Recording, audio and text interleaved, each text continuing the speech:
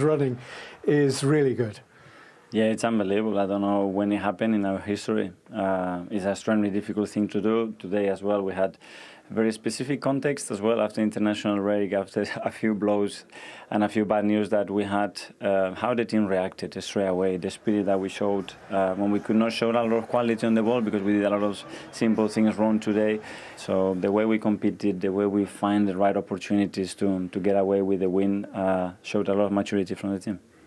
For the most part, we controlled the game today. We had good territory, good possession, didn't make the most out of those opportunities we had and probably should have had more.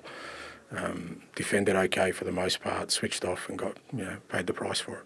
Yeah, another clean sheet, which is really good from our team. Not only the defense, but the whole team defended really well. Credits to Spurs. They started really well, but I think we showed today again that it's really hard to score against us. And if we keep the clean sheet, we just need one goal to win, and we did that today. A lot of things to improve, but obviously to get away again with another victory here, it's huge.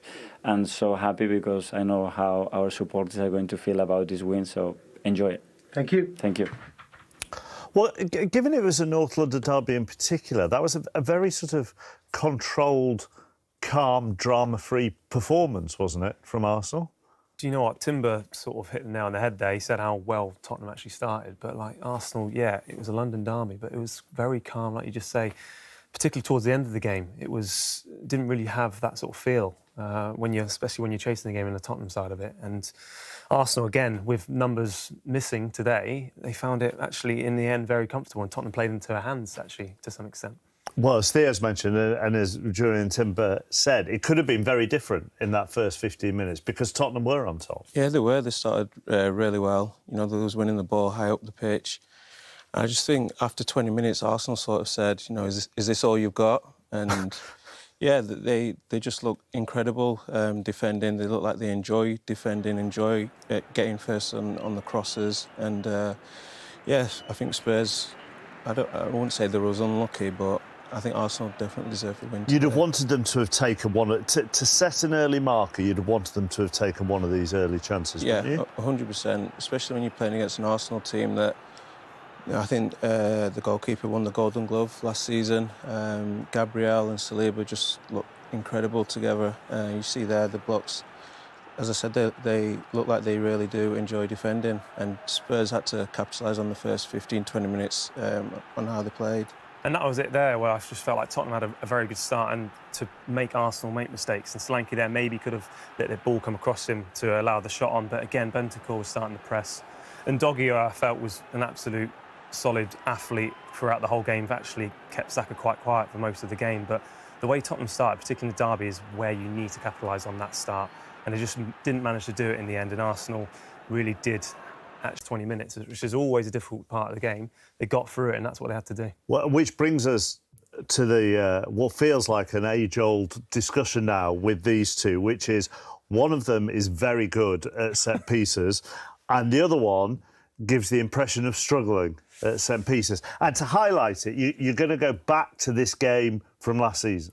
Yeah, so we had a little look at Arsenal last year and the work rate that they do in set pieces, and it's clearly, you can see here, last year Tottenham had 9 players in the 6-yard box and Arsenal have 6. And the great thing about this setup is they're coming from behind the Tottenham sort of back line, and this is where Højbjerg actually scores his own goal, which causes a disruption. But again, it's just a different angle here, which just shows the zone players, but this is what the part of it where you have people like Kulusevski and Maddison picking up players, and Wright as well being a nuisance and doing his little tricks around the goalkeeper, and again just putting pressure on the defence. And when you have players that are coming from behind the Tottenham, they have no idea there's people running into each other, and you're going to see it very clearly in the next sort of clip now. Again, Vicario is literally on the line. He needs to be a lot stronger here, but this is what I was trying to say here. Again, plenty of numbers.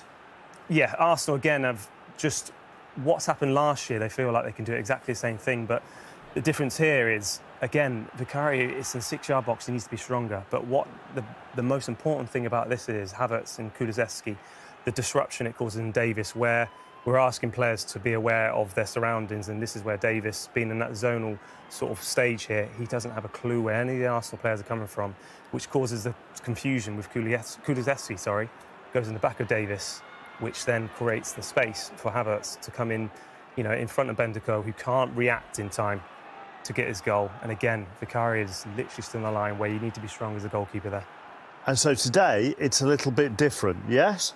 I think so. I think Spurs tried to, free up some space for Vicario. But again, as Theo said, when players are running from behind, it's difficult for you to see where they're coming from. And I said to Theo earlier that Gabriel should never be able to see the number on Romero's back, and he does, and they score from it.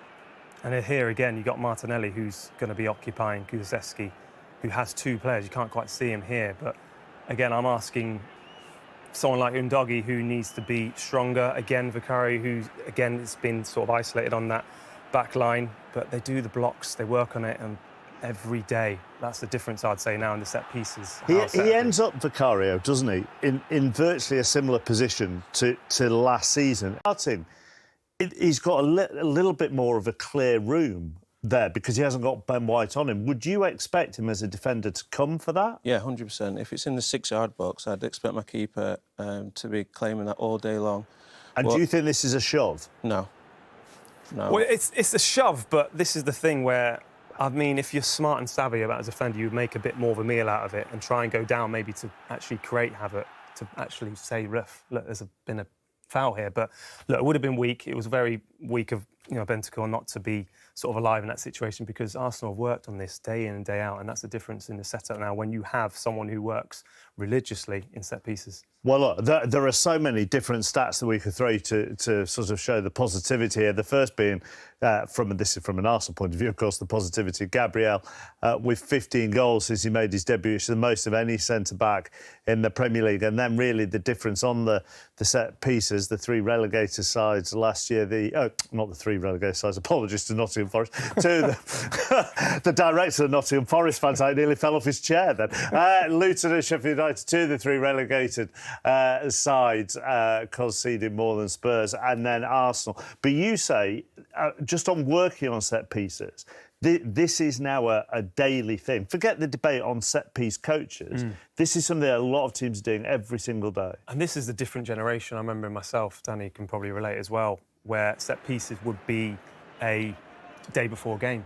And that's the side of it now, where it's repetition, which is really crucial. But, like, again, we're looking at this setup here, the fact that the low block here, where Arsenal have created, the 1-0 now, this 5-3-2, to allow the space to go out wide, because they know how strong they are dealing with the balls, that's been created from wide. And Maddison, who, again, had a quiet game, but trying to make things work, and it comes out to him eventually where, he picks the ball out quite deep. But again, they only have two players to attack, and Timber and Odegaard, Solanke's dealt with, because obviously Saliba and Gabriel touch tight with their man. And it's a poor cross at the end, but look, the intent there was the right thing. Again, we're asking this new generation of wingers to come back in and to be, to do the job. And Sterling's new to it, but he knows the role very well. And Danny, like you say, this is one thing where Arsenal, I feel very strong right now with this balls in the box here. Yeah, for me, it's sort of shown that how much Spurs were clutching at ideas towards the end of the game, because Arsenal were so comfortable, facing the ball in front of them. And as you said, Spurs are crossing the ball there from deep, and really they've only got Solanke to hit. And it's always going to be a difficult ask playing against Gabriel and Saliba. And then as well, you want them to do those shots, to be different, and that's the problems that Arsenal caused today. I mean, this back four was absolutely tremendous. And Timber as well, he was very, when you go for a big injury like he has, to come back to like he has, I've managed to see in pre-season, he's a big, big athlete. And look, Danny, I mean, we'll get you to talk about Arsenal here, but their away form in 2024 is phenomenal, and they haven't trailed in a single Premier League away game in this calendar year. Yeah, I think it's incredible. I was saying to Theo earlier, the improvements that Arsenal have made, from 3 years ago, where Mikel Arteta might have been under pressure, is just, it's incredible, and that's why they're up there, and they'll be up there again come May, challenging City. Yeah, Jurgen Timber looked happy there. Nearly as happy as when you watch a North London derby with Ian Wright. Oh. It's a good ball. Go. Gabby! Woohoo! Woohoo! Yes, Gabby! Set pieces again, baby! Come on! Colour Lagunas, Caraguna!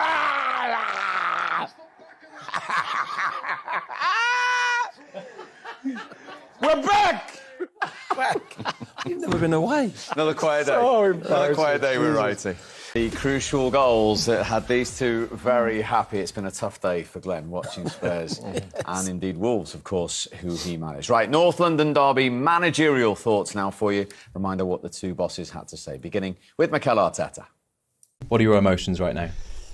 Well, we are given that gift of having the power to make a lot of people happy and proud, and we certainly done it today in the manner that we won the game, the circumstances that we had before arriving to this match, and as well being the third consecutive away win here. I think it means a lot, so hopefully they can enjoy it. It was our first Premier League game without Dec and Martin in midfield since Declan signed. You must be delighted with how the midfield performed in their absence. Yes, but I think it tells you the story of how every individual behaves, whether they play or not, how they train, how they look after themselves. Jorginho, for example, hasn't played any minutes, 31 years old. You ask him to come in and lead the team and captain the club, and he does an amazing job, you know, so it's a joy to have them.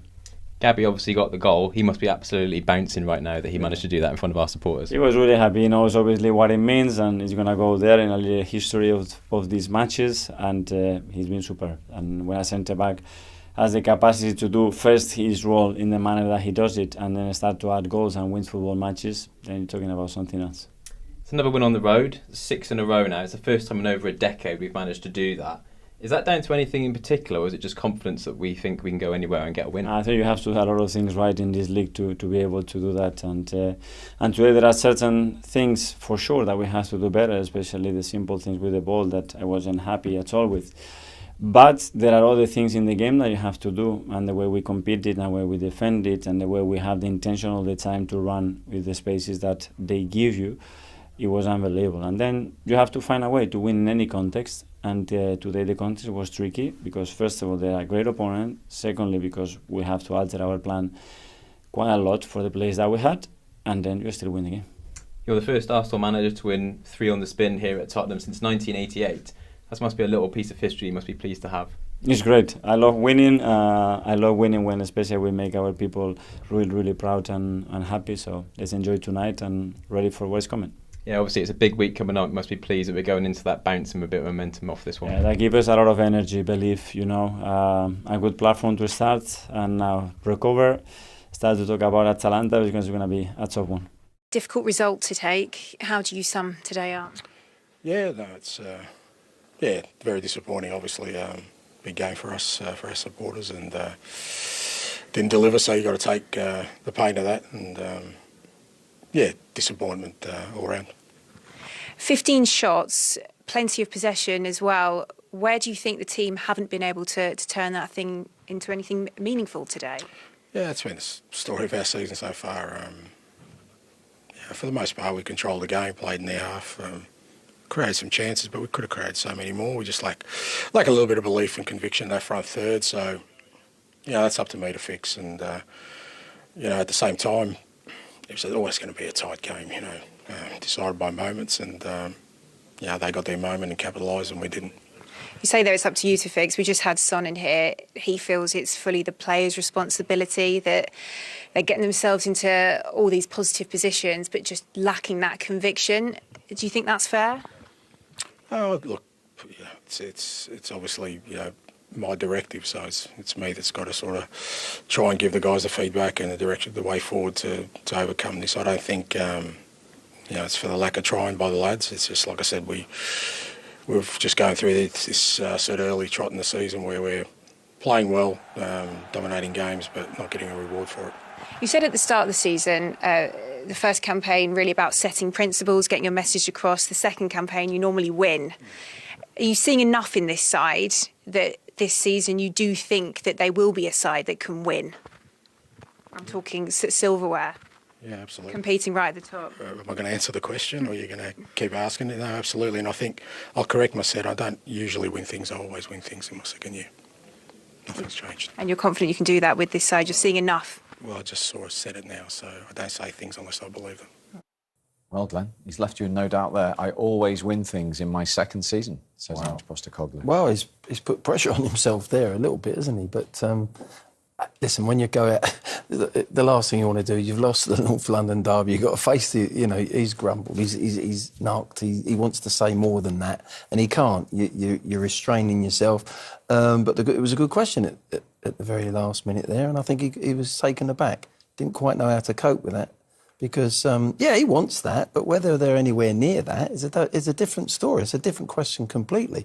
Of course, everyone at Tottenham could say, well, we want to win trophies. There's a load of other clubs there that are looking to do the same. At the moment, I haven't seen a team that I think there's a winning sort of seal of approval here. You can see they're going to go and win something. I don't see that. We've got some very good players. We haven't got enough excellent players that are going to change games and going to make things happen. There was moments last season when Spurs looked good and strong at the beginning of the season when he first arrived, when Ange arrived. I like the way they play with the ball going forward. They've got a problem in breaking teams down, I think, as well. They've got to look at the way they move and the movement off the ball. But defensively, they're always looking a little bit vulnerable. A lot of people said Arsenal have a great 1-11. As soon as they get a few injuries, they can't do it. Have they answered that question today without Ødegaard, Rice, Calafiori, Zinchenko? Without a doubt, Steve, and it's like he mentioned, the manager mentioned it, resilience.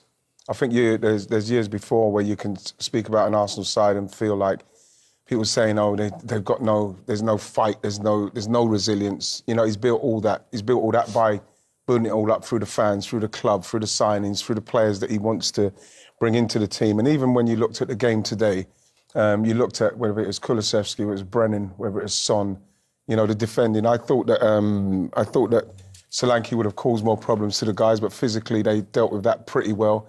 And the more I look back at it, it was quite a comfortable win in the way that it went. Obviously, they won through a set piece, but I didn't fear them. I didn't feel like they were going to do enough to beat Arsenal in the way Arsenal are now, how resilient they are.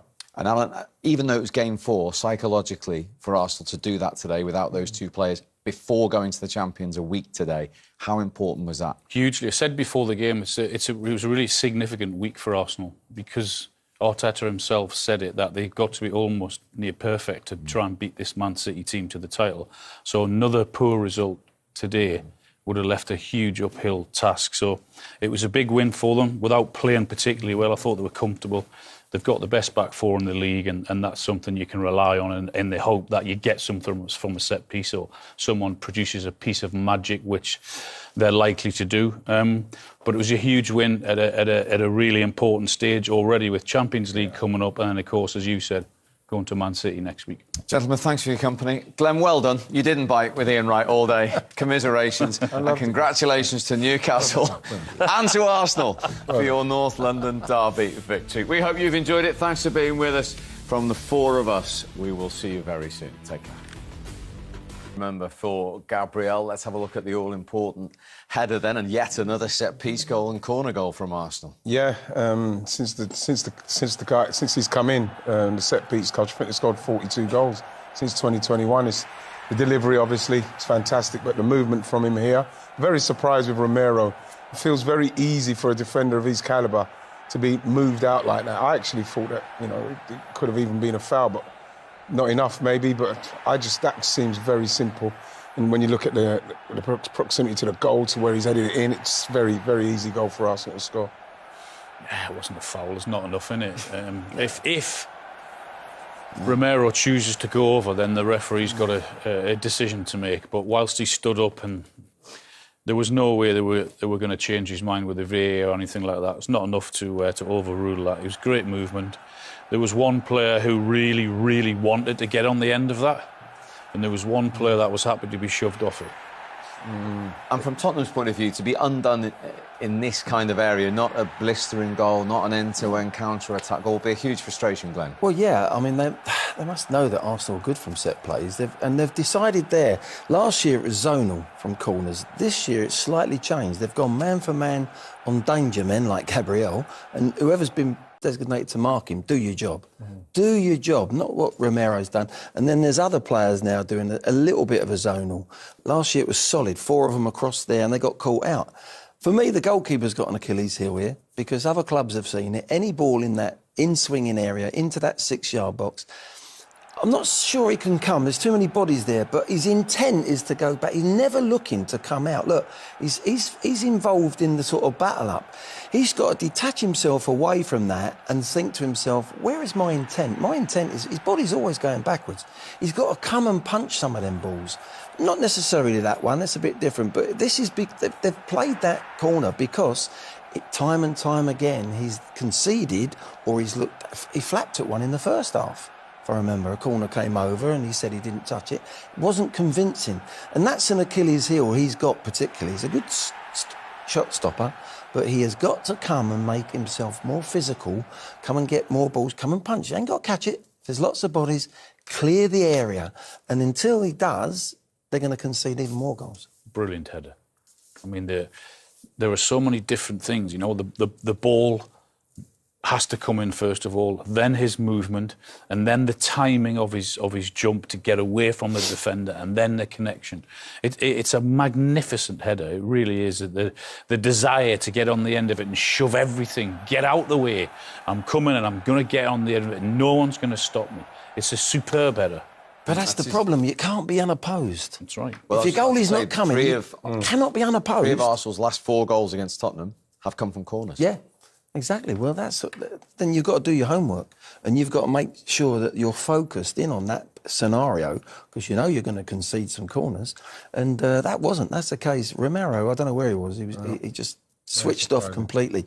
You cannot allow a free header from inside the 6-yard box from a corner. No way. I don't care what era of football you're in. You cannot allow that.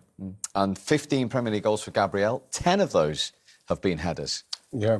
Well, again, you look at what he's capable of in both boxes with his defending and once he gets in the box. And then, Steve, it comes down to the delivery. Saka's delivery was absolutely on point there. And, that's why Arsenal scored so many goals because they work so much on them. They work a lot on those set pieces, and they know in games like this it might be the difference, and it was today. When you go one behind against this Arsenal team, you've got to do something special to get back because it's very, very tough. They've got the best back four in the Premier League. There's no doubt about that. The way they operate, the way they work, the way they're protected. I mean, Spurs just didn't have an answer today, not for the first time this season, but in the end, this just ended up lumping balls into the box, which are food and drink to these two centre-halves, They're big, they're strong, they don't mind a battle. In fact, they love a battle and a challenge. And they just got rid of everything that came into the box. They were absolutely magnificent. Psychologically, to go and win without Wright and Ødegaard, 2 huge players who, as we mentioned, never, ever miss a Premier League game. Yeah. What will that do to the whole group? Well, not only for the whole group, but for them too as well, because obviously they are arguably our best 2 players alongside Saka. With Saliba, I'm going to go on now. But obviously, them looking in, you need the team to be winning without your best, because like I said at the start, you're looking to challenge Man City, and you have to challenge Man City sometimes without your best. And I'm not saying we played unbelievably there, but we got it done simply because the defence is so good and the set pieces are so good. So we've won that game, and 2 aspects of our game that's improved over the last few years. And that is what's won us that game today. Similar theme to what we've seen in every game from Tottenham. People saying they've got to be more... Leicester. Certainly Leicester. Certainly Newcastle. Certainly today. Certainly Leicester. Certainly Newcastle. Certainly today. I mean, they had possession. A lot of it was sideways, backwards. And they did have a lot of ball in the final third, but their lack of quality, their lack of final cross or final pass or final effort at goal, we've seen it too many times already this season. And that's something they're going to have to work on, because that has to improve, because teams will say, OK, we'll let you have the ball because you're not going to ask enough questions of us. And that's what's happened. It's happened today, and as I said, in the other 2 games as well. OK, well, the first Arsenal manager to win 3 away derbies at Tottenham since George Graham. Yep. That's how hard it is to do. It is tough to do, but I think when you look at the way they played today, and as much as they obviously needed to create more chances, was it 5 shots, 15? 5 shots on 15, target? No, that was Tottenham, sorry. Sorry, Tottenham, 4 shots on target for us. 4 shots on... No, I'm talking about with Tottenham and the chances they made. I think that, for Dominic Solanke, for instance, that chance I think for the... And, you know, I mean, I don't want to throw him under the bus, but for that money, you've got to take those chances. That's what Tottenham need, so that can get them going in the game and that can get confidence into the rest of the team. You have to take opportunities like that, because otherwise then that crowd and the way that pressure comes in, everybody starts feeling it, and that's when they looked a bit tight and a little bit stiff and rigid with what they were doing. Is that a concern moving forward? Definitely. They're a team that can out-possession any team because they put their fullbacks in there, you know, and they outnumber people, but it's the last third. They've got to have better movement to get in behind people. They couldn't break Spurs down. Arsenal keeping another clean sheet in a derby win. Jurien Timber was part of that, and he joins us live now from North London. Jurien, well done. How does that feel to go to your rivals and get a result like that today? Yeah, really good for me the first time, obviously. Now it felt really good. We were really happy in the dressing room because it was a tough match, and yeah, we got it over the line. And to do it without such two big players in Declan and your captain as well. Yeah. Yeah, not only them, we're missing even more players, so we knew it was going to be a tough match anyway today. Yeah, but with any adversity, it's still a matter of winning these tough away games, and we did that today. And another set-piece goal. I mean, I know it's something that the whole squad works so much on, but when it comes to fruition like that in such a key moment, it must be really satisfying. Oh, yeah, that felt really good because the game was so tough. We didn't really create a lot of chances. You know you're not going to create a lot of chances here away at Tottenham. And you know how important the set pieces are for us. And yeah, we got it done again. He's crucial, Gabriel, in those situations sometimes, isn't he? Oh, what a guy. He's unbelievable. He's so good at defending, but in attacking with the set pieces, he's even more outstanding. And talking of defending, 3 clean sheets out of 4 games to start the season. You're giving yourself foundations to go and win games. Yeah, that's really important. I think we're working a lot on defending together with the whole team. And we showed it today again, clean sheet. And yeah, if you keep the clean sheet and you create chances, you know you have a big chance of winning. And that's why we won today. It's a big win at the start of a big week. So how important was that ahead of Champions League? And then, of course, a week today, you go to the Champions. Yeah, it's gonna be a big week. It's nice to start it like this after the international break. But we got to take it game by game, and yeah, on Thursday we have Champions League ready in Italy. Well, good luck with that, and very well done today. Thanks for joining us. Thank you so much. Ciao. That's Jurien Timber, who's almost like a new signing, obviously, of that serious injury. He's come in, he's playing left back at the moment. He offers you great versatility. Yeah, he does, because he's very good on the ball. He can play right. He can play right back, full back. He can play right centre back. You know, we've seen today left back.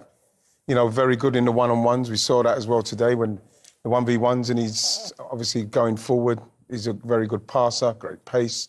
You know, we really missed him last season, so it's great to get him now. He is like a new signing. I think that's the big difference. We talk about the centre-backs, Saliba and Gabriel, good centre-backs, they really are. But it's the outside people. They've changed that, Arsenal.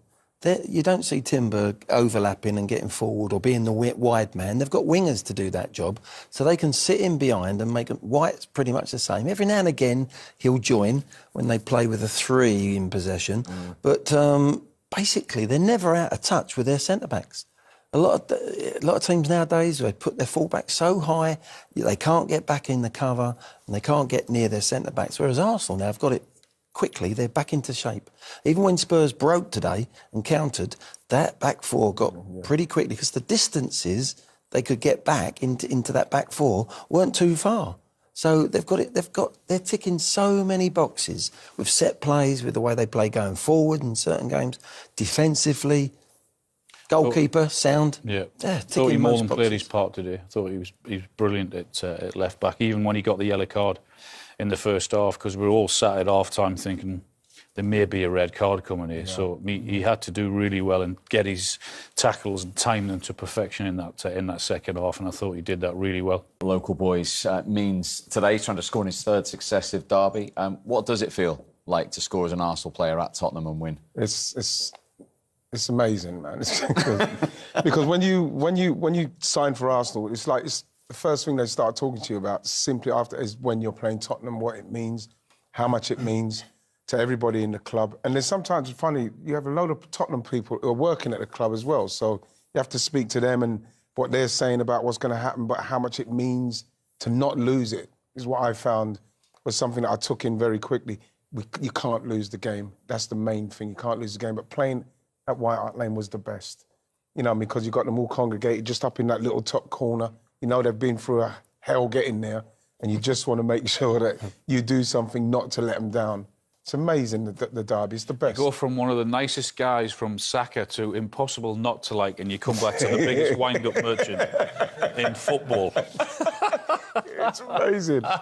It was amazing, Tottenham. He's got an old head on young shoulders. Spurs are already sick of the sight of him, actually, aren't they? Yeah, Saka. no, last year he was different class, wasn't he? Yeah, but it was so good to see him when he was 8 years of age, was it, in that picture, you know, in an Arsenal shirt, and he stayed there. And that's what it was like back in the day for me. It was the rivalry was amongst the players. They were all British players, and we were brought up in the youth team. We played Tottenham Arsenal in the youth team, in the reserves, and that meant... And it's the only game, really, where I actually used to lose the plot. I used to go on the pitch always thinking I was going to score today, I'm going to create. I'd go... My old mate, Graham Ricks, was on the other side, and he played left side, I was right. We used to kick lumps out of each other. It was one of them games where I didn't care how the game went, it was about winning and just getting over the line, and it was so physical back then. I think with the foreign, they know that it means a lot to the fans, still the same, and it does. But there's not... It was lovely to see Saka because of the feelings he's been brought up with it, and now he's gone and scored a couple of... You know, this could be his third game he scores in this London derby. But, you know, to the foreigners, they understand. They understand it means a lot to the fans, but it's not like it was back in the day, when that real rivalry was on the pitch, where everyone was Brit and they were brought up through the club. My word, there was some poor games as well, actually. When I look back, it meant too much, you know, and you were put off our game. Getting back to Saka, just how important has he come to this Arsenal team now? For instance, they've scored all the goals this season. He's been involved somewhere along the line in all of them. Oh, he's a magnificent talent, isn't he? I mean, his attitude... Just everything about him, he just gives off this fresh feeling about football, you know, is that you can tell he just loves being out on the pitch, he loves the game, everything about him, even when he's going in against Newcastle or whatever team, you just still have to admire him and like him and understand him. And he's a magnificent talent. Yeah, he is.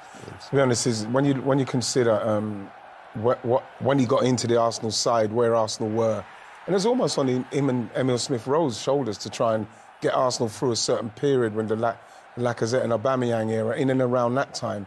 When he was like 19, 20, they kind of like dragged the club through. Just being able to support them two kept the fans going to give Mikel the support he needed. Down to them two.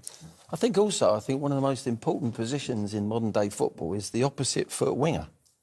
You've got so many players like right-footed playing on the left, left-footers playing on the right, like Saka, and he's one of the best. Because it is a major, major thing now. You're getting goals. Salah, look, he's the best. You know, he plays on that right, he's all left foot. And you look at each team, and everyone's got one. And that's where they're becoming so important. And this young lad is so important for Arsenal with the way they play. He comes inside on that left. If you can get players that can go on the outside and use their right as well, then you've got it all. But we never thought that in years gone by, but they are becoming the most crucial players in those positions in the last third. Well, Tim, there was always the spice we associate with it, without necessarily the goals and the drama, but Arsenal won't worry about that. How important was it for Mikel Arteta, given that he had to remodel his team, that they grounded out in that manner? I think it was a massive result. We got to listen to the noise. Everyone was saying if they don't get maximum points at Tottenham, they go to Man City next week and the season's over. You know, 8 points behind, you know, they can't give Man City that sort of lead. They were absolutely right. I would look at it the way of, if they win both the games, you put them as a very good favourite to go on and win the Premier League. This is a different Arsenal we're talking about now. If you're going to lose two of your best players like Odegaard and Declan Rice, you have to find a solution and get maximum points. We see Man City do it time and time again. Last year, De Bruyne out injured, Haaland out injured. They win games. If you're going to win the Premier League, you have to win games when you haven't got your best players, and they've ticked a massive box there today. Particularly because last season the criticism was that Arteta didn't trust his squad. He didn't really rotate enough, and it became a little bit too predictable. So that's why that's so key, isn't it? Because he can say, obviously, to everybody else, but more to his players, the squad players, Jorginho in particular, look at the massive role you have to play in this team. Yeah, it is a fantastic squad he has built. I still think they're lacking mark on a striker, but that's another conversation for another day. But again, the players they brought in today, I mean, they've got such huge strength and depth. But again, you know, we talk about the title decider. It always seems to happen at the Etihad. Next week it's a bit early to say that, obviously. But again, in the last couple of seasons, they went there last year, got a draw, didn't they? We thought they could have been more on the front foot. They sort of went to Etihad last year, didn't they? And they sat on the defended deep. A bit like today, they sort of had the two main midfielders out and thought, we'll go there, be solid. And again, they've got a set play coach, and I know some people love them or hate them, but again, it's an important set play they've scored again today. It's a little bit back to your day when you played against Arsenal, how good defensively they are now, so that when they do get their noses in front, they really do trust themselves to see the job done. Absolutely. I thought Tottenham started really well in the game. 100 mile an hour, just never created enough chances, never had that little bit of guile in the final third. Kept inviting the ball wide, Arsenal, and letting them cross it. And Gabriel and Saliba were just clearing everything. It was almost like I just felt when I was watching Arsenal today. I was at the game, and it just felt like there was a calmness around them, and they were saying, you know what, we've got Ben White as well. Timber was excellent, and Raya, the goalkeeper, behind him, two colossus central defenders. We all defend our box today, and we enjoy doing it. And celebrating when they're blocking things, between them. They've got a real unity with the defensive partnership there. I think it was a different Arsenal. We haven't seen this Arsenal for a very long time. We saw it in glimmers last year. They need to dig in. If they're going to beat a Man City like next week, they're going to have to backs to the wall job. That's what they're going to need. Everything to go their way. They're going to need a cutting edge. They wasn't fantastic in the final third today, but they found a way to win, and that's the most important thing. And I'll go back to it. If you want to win the Premier League and you want to get above that juggernaut, which is Man City, you're going to need to have a scruffy wins. And when you haven't got a centre forward and they're not firing all cylinders, you need goals from other areas. And Gabriel here, little push. There you go. Not enough for the goalkeeper to give anything, and he just attacks it for his life and gives them maximum points. Do you think that's overall, a foul? Is that a foul on Romero? Yeah, it's a foul. I mean, if you slow it down, it's a foul. But I think you allowed contact. I think he's clever enough with it. I think if Romero dives and makes more of it, I think it brings attention to the referee a little bit more. Perhaps VAR would look at it more closely. It's certainly a foul, but, it's one you're going to work hard on it. That says it all. You're looking for honesty, but off your players, we say, we try and help referees out, try and help officials. And Romero stays on his feet there, and he doesn't give a foul. If he goes down, I think it's a foul. Yeah. I think VAR get involved as well and possibly say this is a foul. Obviously, clearly pushes him. But I think it sums up the fact that Romero just lost concentration, that A, he's lost Gabriel, and B, doesn't even think about, I think his head. I think his head. You're right, Mark. His head is scrambled. Yeah, and the other question, obviously, has been an ex-goalkeeper, because there's a big question mark now about because teams are looking at it now that there's a real weakness with Vicario when it comes to balls into the box, high balls into the box. I think he's proven with his shot stopping and the ball at his feet, he's very, very good. But there's a weakness there. He wants to get involved, as Tim Offair, he wants to get involved in sort of scraps and fights before the ball's even been struck from the corner taker. He has to sort of distance himself from that. And then when the ball's on his way in, he's got to free up a yard or two to come, and he should be, in my opinion, should be sort of arriving at the same time. He's about to punch 4 yards out, Gabriel, when he hits it. Surely you would be, even if you don't make contact with the ball, you'd be A, shouting, and B, doing enough to put somebody off. Would you not? Well, I think, again, he's got his own players now. They've seen that as a weakness. So what he's done, and I think it's Madison, I can't remember what other Tottenham player, but he's brought them inside. So he's actually fighting his own players and the opposition players. To get a run at the ball. To get a run at the ball. And he's worried about the fight, and he's forgetting about the ball. So he needs to free himself up from all that nonsense and actually focus on the ball. So what's the answer, Shay? Can you fix that in a goalkeeper on the job? With the games coming thick and fast? They've got European football now, they've got Carabao Cup in the week and Premier League games coming. It looks like they haven't fixed it because it was the same problem last year. Teams looked at it as a weakness. But again, you can coach it in the training ground. You can sort of talk what I just said before. But again, he's the one in the position. He's in the high-pressure position, and people know that. So he has to sort of... You see him getting booked today when they had him and Timber come together. He's a bit of a hot-head character as well. You need to be calm, Mark, in them situations. Relax and just stay away from all the sort of the traffic in front of you. What about where all this leaves Ange Postecoglou? Because since the very positive start, in fact, since the 4-1 defeat at Chelsea, which is going back to November of last year, it's not been good. No, it's been a real and there was a real sense of frustration there today, wasn't there? Absolutely. Well, it's an emotional game. You know what it's like. I mean, these North London derbies, for me, from North London, it's the biggest game. For all them fans who are turning up there, it's the biggest game. And he doesn't do well in the derbies. And if you don't do well in the derbies, you put yourself under immense pressure. And these are sort of half, three-quarter chances, aren't they? None of these are... Raya thinks that's in. Yes. I mean, when that's looping over him, they're just not enough. They're not enough. They're not clinical enough. And we've seen that not only in this game today, but the last 3 games they've had enough chances to win all of them. They haven't taken enough points at the moment. unfortunately, and just looks like it was half chances. You know, shots like this, they're not chances. And I think he has to continue working the same way. He believes in the methods of what he's doing in the training pitch. I've got faith in him. I really think, given the time, hopefully he can start scoring the goals and then picking up the points. I mean, it's lots of shots. Oh, sorry, apart from the Everton game where they absolutely thumped Everton, the other 3 games, they haven't won any of them. Lots of shots, but you can see the XG tells you that the quality of the chances isn't that high. So we've just seen it there. Our eyes have shown us that, haven't they? They're sort of shooting the half chances. The Newcastle at best. game a couple of weeks ago, they had some really good chances as well, but didn't take them and didn't capitalise. I mean, Solanke's obviously, they spent big money on him.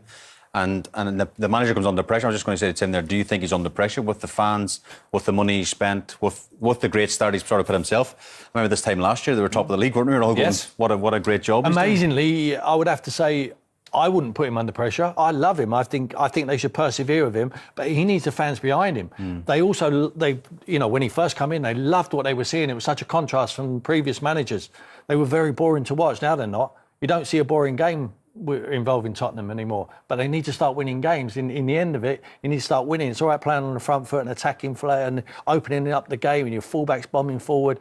We love all that, but you need a clinical edge. You need to start putting the goals in. They need a bit more cuteness in midfield today. Do they need more from James Maddison? Yeah, I like James Maddison, but I think he needs some help in there. I think he looks like he's the only one with a little bit of guile. I'd like to see him picking the ball up behind Arsenal's midfield or whoever they're playing against, in them tight areas, on the back foot, in tighter areas. He gets a lot of the ball, but he goes and takes it safe. He goes in front of people and tries to find the pass. Someone like Eze would have been a perfect signing for me if they were to buy him. He would have been out there, he would have assisted Maddison. They need more guile in there. I don't think Kulusevski's doing enough. And Son today, it was one of his poorest games. He's a prolific goal scorer in the North London derby, and today it just wasn't his day. As you said earlier, Arsenal at the Etihad this weekend. Now, I think we have to assume that Odegaard will not be available. I mean, he might be, but I think it's very unlikely. But obviously Rice will be available. But I think they'll play the same way again. And you were saying earlier, maybe you think that's a bit of a mistake. I think at this stage, being September, they'll happily play the same way again and get a similar sort of result to last season if they can. Well, maybe it's early enough in the season now to go to Etihad next week and get a draw, because there's so much football still to be played. But I just felt at the end of last season, it was a perfect opportunity to go. If you want to win the league, if you want to be this team, and Arteta obviously signed a new contract, he wants to go next week and show why they want to be champions. And you have to beat the best team, which are Man City. They'll play the same way again? I think they will, but that gives them massive confidence. You know, to listening to the noise. You can't do it without Odegaard. He's your captain, and Declan Rice is so important. They did it. They did the job with players who have had very little football. Jorginho was out on his feet today, but he gives everything. He's wearing the armband there today. He's playing for that shirt. It's like he's been there 10 years. The winning goal came from a set piece again. Last season, Arsenal scored 22 goals from set pieces, corners. How much work in the training goes into to get it meticulously well and score in a game? A lot. But it's not only set pieces, to be honest. That's every detail we train on the training ground. So, it just pays off. So, as you can see, what you said, 22? 22 last season. Yeah, that's a lot. That says a lot about how we train, so that's really good. And was the game next week against Manchester City in the back of your minds that you have to come here, maybe get the 3 points, not to have a big gap with Manchester City, who started brilliantly for 12 points from 4 games? I think the focus is on ourselves. If Man City doesn't lose a lot of points, so we have to focus on ourselves. It's game by game, and first we got a Champions League this midweek, and then after we got the big game against City. But really nice that we got the 3 points today to stay there, and that's what we want. We want to compete with City, so we have to stay there with them. And but first, game by game, Atalanta on Thursday. Last time Arsenal won 3 away games at Arsenal won at Tottenham was 87-88 season, before the invention of the Premier League. What does it mean to be part? True honour. This group is amazing. The way we fight for each other, just the quality of the players, how happy we are after a win. It's just so fun to be a part of, and I can't wait for what's ahead of this season. And last season, when you went to the Etihad, you went for a draw, and people said maybe Arsenal should have went for a win. Is that different this season? Will you go to the Etihad next week in the Premier League with the intention of getting the 3 points and close the gap with Manchester City? We always go everywhere with the intention for 3 points. It wasn't our intention to go for a draw there. I wasn't there, obviously, but I know how this team thinks. and we go everywhere for a win. Obviously, during a game like 2 weeks ago against Brighton, where you receive a red card, sometimes you cannot win. But everywhere we go to win. And you said if you didn't get the result, if the performance was good enough, you could build from that. Tim Cahill in the studio, your former Socceroos captain, he said that going in at half-time, he thought you'd be the happier coach. How are you at full-time? No, it's disappointing. It's you want to obviously win these games for a number of reasons, but it's been the tail of our season so far. We've been pretty good in all games in terms of dominating possession and creating chances. But if you don't take them, especially against good teams, then you're always going to get punished. And we switched off for a moment and got punished. Let's look at that moment, the defence switched off. You defended quite a number of set pieces well, but that moment, the kind of leaping header that Tim Cahill... Well, for the most part, we just, as I said, we switched off for one, and good teams punish you, and that's what happened to us. You said in the past you really don't focus on set pieces, but you definitely train for them, don't you? There'll be that discussion, that debate now. I've never said I don't focus on set pieces. I said they're not the most important thing, but people want to run a different narrative, that's fine. I'm prepared to take that. We'll keep doing what we're doing, and like I said, we just need to improve certain areas of our game, and we'll get there. You said about the manner of the performance, at the final whistle, there wasn't immediate celebrations from the Arsenal players because they were dead to the ground before they had to recover. That says of how you've pushed this team, but I saw you pushing your forward players on, telling them to get forward more. Some of the decision-making in front of goal, Solanke just right back, first match back into this game, so he's got to be given time, but some of the decision-making in front of goal, the side passes, that's got to get out of them, hasn't it? Yeah, it's just having a bit more belief in that front third area. Like I said, we had some really good moments that nothing came out of, and as I said, it's been the tail of our season so far, but it's up to me to fix, and we'll fix it. Regarding Arteta, which was that if he doesn't win it this year, the league, it's all been for nothing. Do we agree? No. Definitely not. No. Okay. How can it be for nothing? How do you work? Well, it's no good keep coming second, is it? Well, hold on. If you're playing in the league, I didn't write the piece. If you're playing in a league that has an exceptional side, I'm reporting that I read this. But piece. if you're playing but against, you can't keep coming second. Well, it's like saying then, is Klopp a failure? He won one league. Well, no, he was in 2 European Cup finals. Yeah, no, but he won one European league. Cup. He won an FA Cup. No, he won I know. a League Cup. Arteta's already won an FA Cup. How about we change the question? Like, where's the club at? Where was it 5 years ago? How do the fans feel? Is there improvement? Is there progression? Okay, he doesn't win the league, you get rid of him, who are you going to bring in? So let's flip it. I'm not advocating that should be the case. I am reporting what I read this morning. I would go to the bank and give Mikel money to get an out-and-out striker. Because I suppose you put Haaland in Arsenal's team, they win the league. Tim, there's who is there? The thing everyone always says that you go and get an out-and-out striker, and I've talked about that. I've sat here and talked about it with loads of people. Everybody wants a top striker. But you need to pay. So you want Haaland, you need to pay. You want Mbappe, there's only you one need to pay. Yeah, but this is the thing in football. Haaland you're makes a difference. advocating going and buying an out-and-out forward. My memory serves me correct. You were a false nine for a while, weren't you? Yeah, because we couldn't afford to buy another striker. Sorry. We couldn't afford to buy a striker. So. The thing is with Arteta, though, how long do you give him to win the Premier League? That's the thing. Yes, he's made huge progress, and of course, the club is in a better space. In terms of the attraction, in terms of the progress, in terms of the style of play. They have some type of identity back again. The Arsenal way of playing is really exciting to watch. They spent 100 million quid on Declan Wright, so they're buying these huge names. But there must be a cut-off point where as you alluded to, you can't keep coming second. Right, so they give him a new contract. They can actually keep coming second if Manchester City keep producing for 5 years. You got. This is what I'm saying. It's not just as easy to say. Well, you can't keep coming second. I think he's already amassed last season the best points ever had in a Premier League season. But it counts for nothing. But it counts for second. It depends on leadership as well. It really depends on leadership, because what are the metrics for success? If metrics for success is win the Premier League on this budget and he doesn't do it, then okay, go find another manager. It's simple as that. Do you think that he is occasionally guilty of over-exuberance and perhaps celebrating too quickly? Don't look away, Tim. I'm looking. Look, very, very, very young manager, and learning week in, week out, and evolving, but also learning in the factor that throughout the years, you know, you want to celebrate every moment, and finishing second is a big feat, but.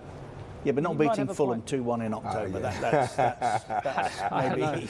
Look, for me, you're a bad man. You know, he's licking the elephant, isn't he? Never forgets. He's a bad man. I just think I've seen successful people down there. I was brought up in my youth watching Liverpool, that wonderful team. They didn't celebrate on any given day, at any given time, until they'd got their hands on the trophy they were chasing for the end of the year. Exactly the same at Manchester United. Enjoy it, but save the special moments until you can justify them. And I just think sometimes Arsenal have got a bit carried away, and it actually it's been to their detriment that that's the case. Do I have a point? I'm with you. I'm with you. I mean, listen, people see success in different ways, right? And what's the value of success? Some people see finishing second is a huge success in Arsenal in terms of where the club, as Tim had mentioned. Get it, but ultimately, I agree. I agree with you. It's still second, right? So I'm not used to coming second. I like to come first, and I'm in agreement with you. I also like this week the comment when he said, "Don't talk to me about big games. They're all big games." That's what Tim was saying. No, but the thing is you can't take things out of context to a certain degree, because also you talk about Ange. He took over at a time when it was difficult. But you think about the managers that were there: Conte, Pochettino, Nuno, Mourinho. Now, my discussions with the leaderships were simple. This guy will give you an identity. He'll make you believe in the badge, and he'll make you belong to something. What's more important in football these days? I think from my perspective, when you look at Tottenham as a business and as an infrastructure, the way they run it is incredible. But they pretty much lost their way. And now they brought someone in that has clear identity. Well, why did it take them that long to identify Postecoglou? Why did it take him that long to find his way into English football? I don't think they had any choice. I think when you've been through 4 or 5 managers of that calibre, you basically have to go back to the drawing board and be honest and say, you know what? This guy, he's won the Japanese league, he's done well international, he's done well at Celtic, but they're still taking a risk. But in my opinion, it was a calculated risk. And the key is, he took over at a really bad time. And it's similar to Mikel. It wasn't a bad time, but I suppose these managers need time. So what is good at the moment with football clubs? Something goes wrong, you lose 3 games, you change the manager. So leadership's really important, and you sort of like have to live and die by the sword. And I suppose Ange has given the fans something new and fresh to feel. And for me, that's more important. Was he never close to finding his way into the league with another club? Potentially, he was discussed. Potentially, it was close, but it's one of those scenarios. And you know, as a manager, to get your first real gig, someone has to take a chance on you. And I suppose Tottenham were in a situation there, and why Ange is grateful, but this is, he looks at every game like it's his next biggest game. Like this is the biggest moment of his life. And unless you know someone like that and the way that I know him, he's grateful to be there. And now in football, you have, passing ships. It's because that's what he's going to fight for. And this is the thing with managers. We can talk all we want about managers and say he's lost against Arsenal, a top Arsenal team. He's been there 1 season, and then he loses a game, and then it's the end of the world. No, he has to believe. And I suppose with managers now, you always miss most of them when they're gone. And then you realise the work that they've done and what they've put into the club. Now, today he's not happy. It's not the best result. But I know for his passion, he's saying, I want to win something. I want to win something for the fans. So that's how I take it from knowing and understanding it. But Tim, is he not saying that with the fact that he's been at the top of the other teams, or the teams that he's managed in previous years are the best team in those leagues? So then hence that's why he's given a better opportunity to win something in his second year.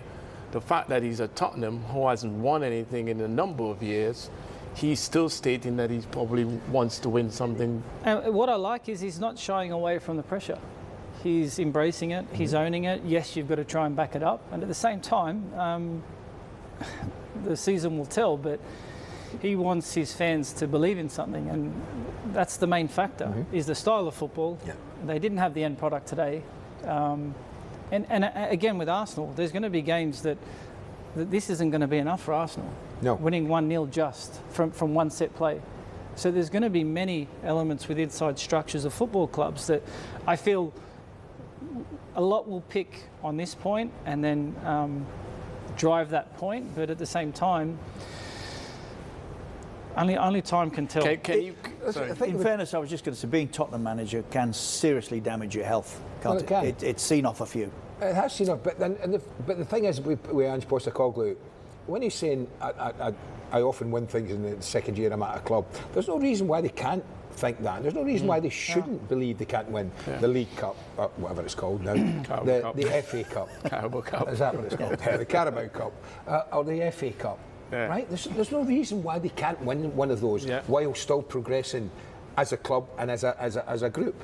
And I think that's what if you're Tottenham manager, if he could just break that glass ceiling that seems to be around that club now, that they can't win something. If he was to win the FA Cup, if he was to win the League Cup or the Carabao Cup, that would give him great kudos I to think go we on. can write off a Carabao Up win. Oh yeah, he threw it away last year, didn't he? Last year he didn't play a serious side and could have.